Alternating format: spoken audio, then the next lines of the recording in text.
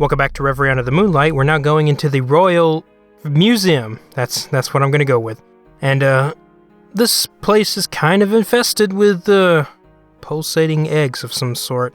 But there's a curator right there. Let's see what they have to say on this situation.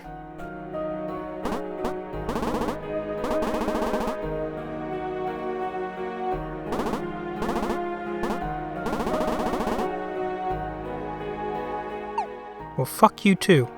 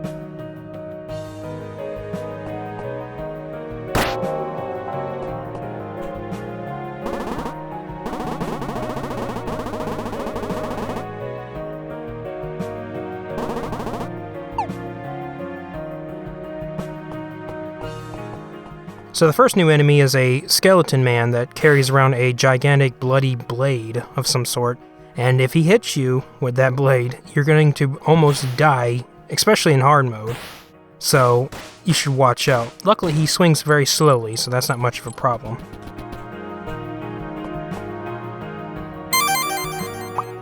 There's also these weird phantom bird hatchlings or whatever. They kind of remind me of the derelict Frida. That's probably where she came from. All the way up here with all these eggs.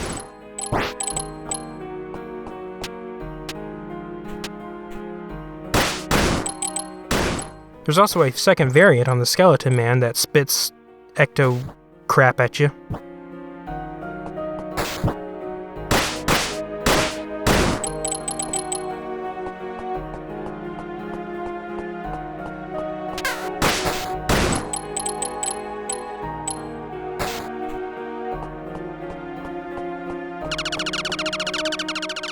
Looks like someone's having a conversation behind this door, but it won't open, so maybe we can catch a better peek at what they're talking about if we crawl down here.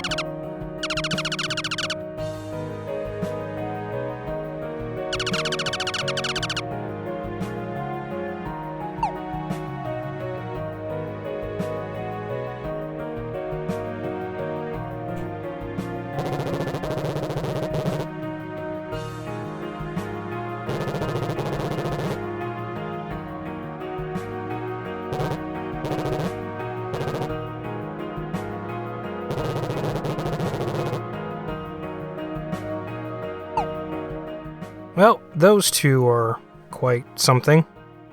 Anyways, this wall over here is fake. Let's find out what's behind it.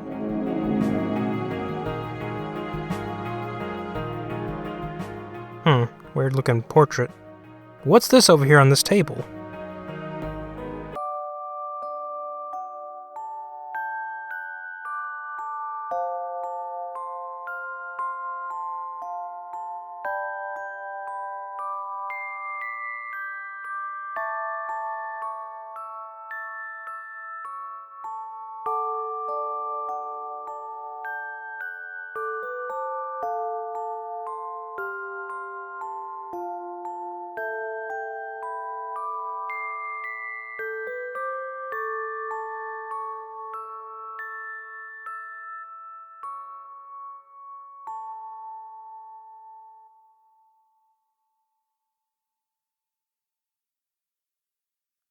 I think we need to leave.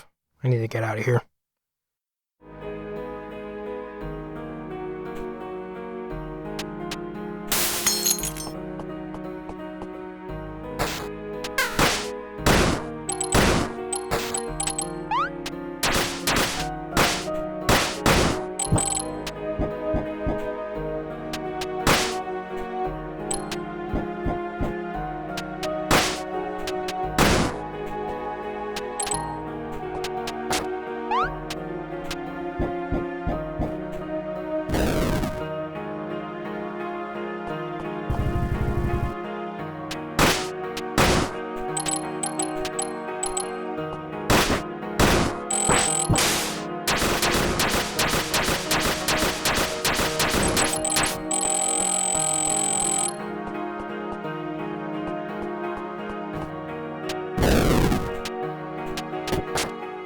And we're going to head up this way for a vitality fragment.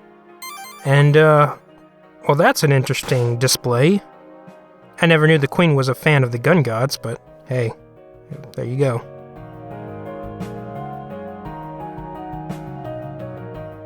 Alright, let's see what the Shopkeep has. She's got 2 items that we can buy. The Violet Sprite is a magic item, which pretty much has the same function as the Blessing charm, except a little different. And the quick arrows are an upgrade for the bow, though all it really does is that it just shortens the travel time for your bow attacks, and it's not really that useful, so I'm not going to really use it that much. But hey, it's there if you want it.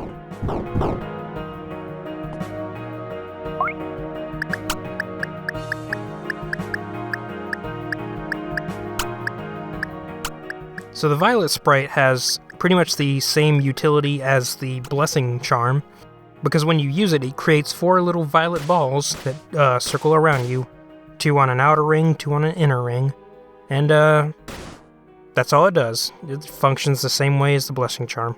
So you can combine the 2 of them to create a sort of super barrier for reasons that we'll get into for the boss in this area. Also, this item's not really that great for using outside of the boss area because of all the eggs, because they tend to just knock right into them, and, well, there goes that use.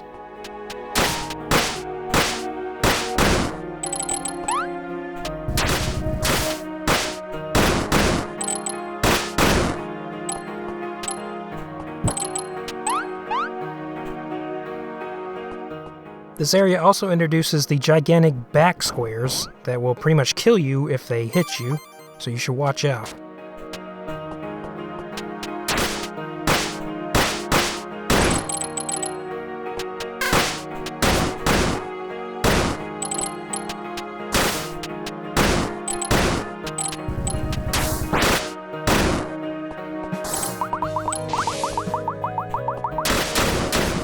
Also, to your right is a ivory bug.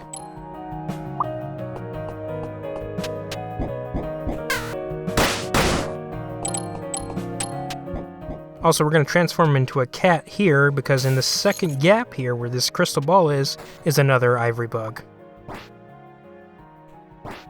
But before we complete this switch puzzle, we're going to head over to the left for another ivory bug. And if you notice, off to the left here on the screen, it has little directions carved into the side. That's your clue for the combination for the blue fairy, in case you didn't know it by now.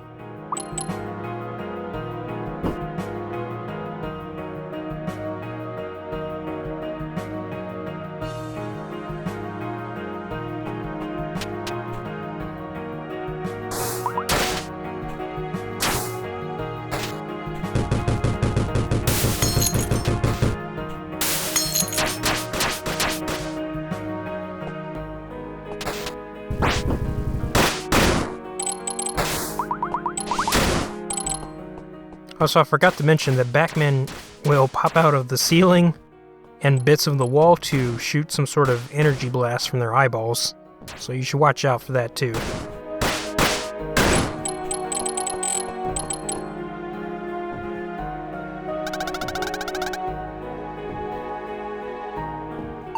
So here's a laughing skull. That's all it does. Literally. You can't do anything else with it. It just laughs at you. Quote unquote.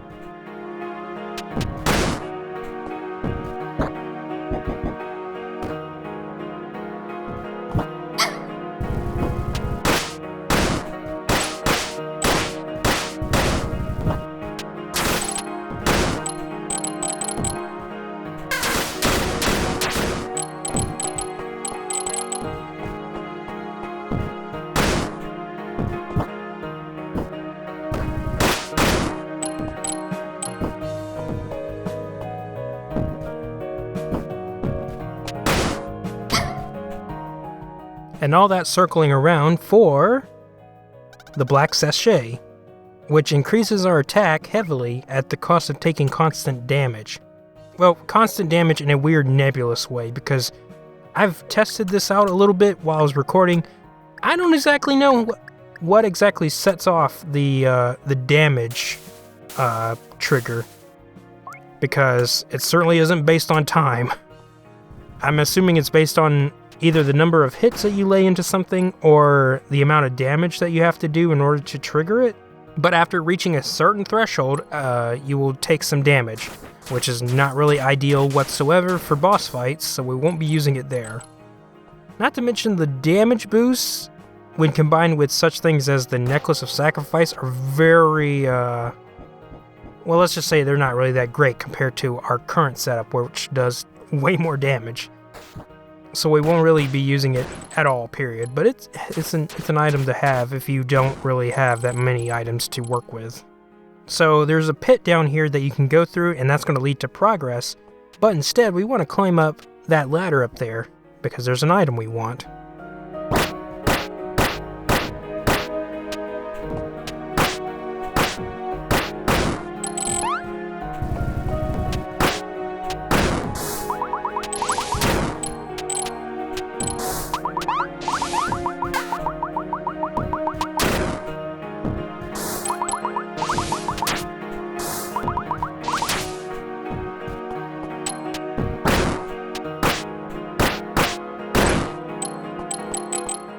Anyways, what we get is the sealed win, which looks oddly familiar.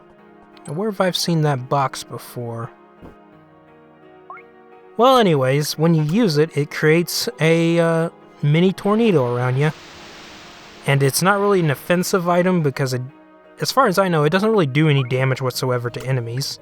And if it does, it's very small. You're going to need to use it for some puzzle solving a little later. Or if, in my case, if you can remember where you need to use it.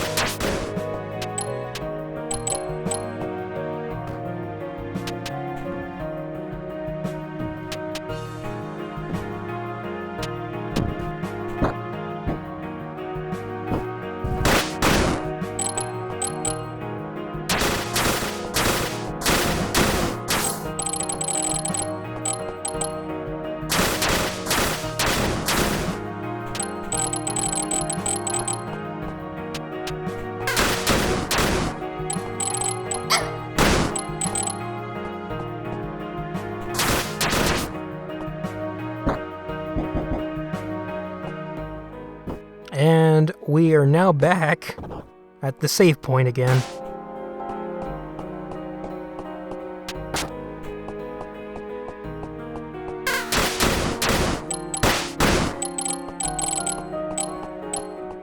And it looks like we're gonna have to circle around to open that door. That's the biggest problem I've got with this area, is a lot of doors that don't open from this side, and paths that we have to go around in order to get those doors unlocked. I mean, it's very minor, and I'm fine with it, but geez, 3 times in a row? Come on. Also, it's really weird that there's just a hallway with a switch at the end, and there's nothing to it other than you walk to the end, hit the switch, and run back.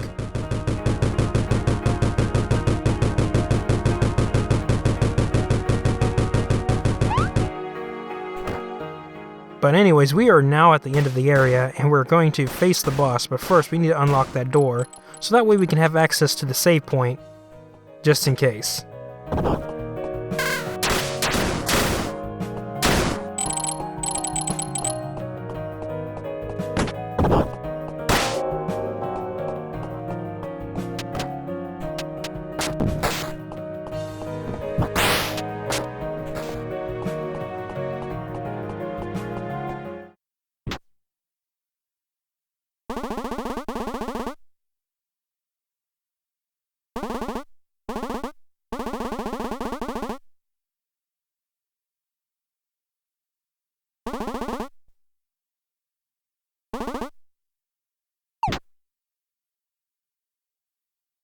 Alright, here we go, 2-on-1 fight.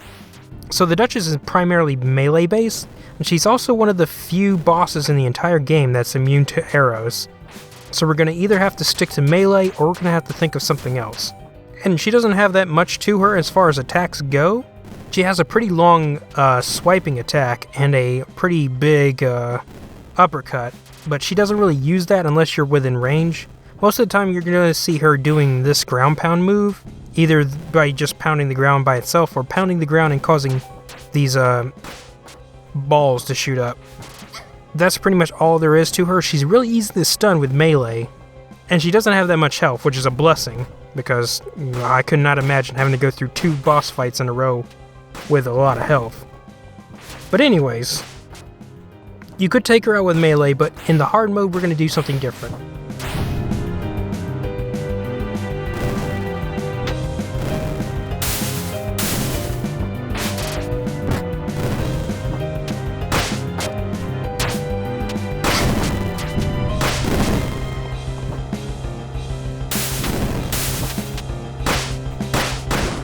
Once you take out the Duchess, a Magnolia is going to take over, and she's pretty much a pushover, because all she can do, really, is teleport behind you and try to stab you. And her knife does poison, and that's about it. She has 2 variations on the teleport, the first one being a really slow disappear and then reappear behind you, and then the other one is a quick disappear, cause 2 balls to jump up in the air, and then quickly appear behind you. Both are really easy to see coming because she's always going to end up behind you.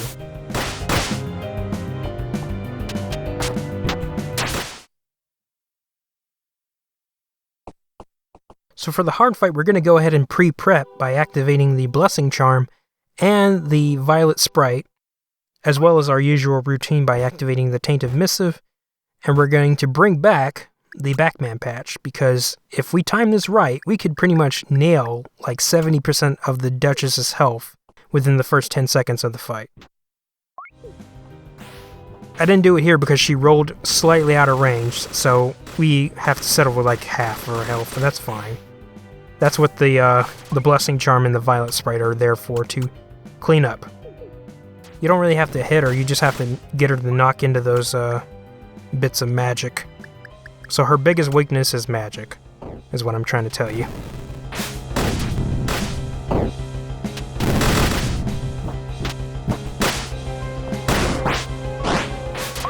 And for Magnolia, we're going to bring out the Sparse Thread, because we already know where she's going to end up. So this will only take like 10 seconds.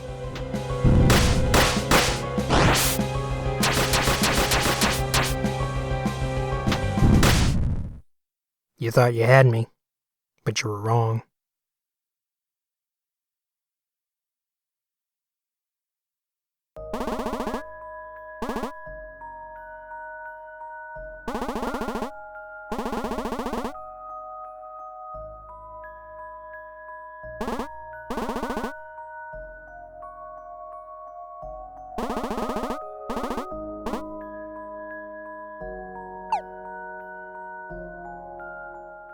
And a reward for defeating them without taking any damage is the Heavy Arrows, which increases the damage output for our bow, which I guess is pretty good.